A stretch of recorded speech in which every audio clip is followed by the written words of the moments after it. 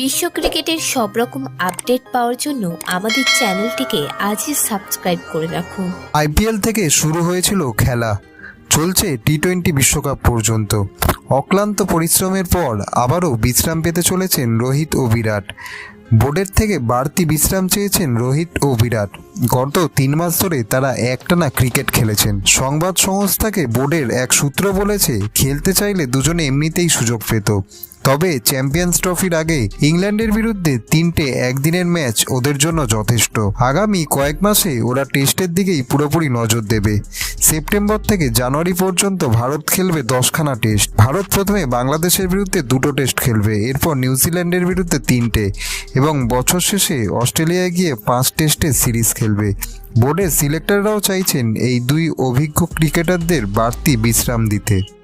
ভিডিওটি ভালো লেগে থাকলে বাংলার ক্রিকেট চ্যানেলটিকে অবশ্যই সাবস্ক্রাইব করে দিন।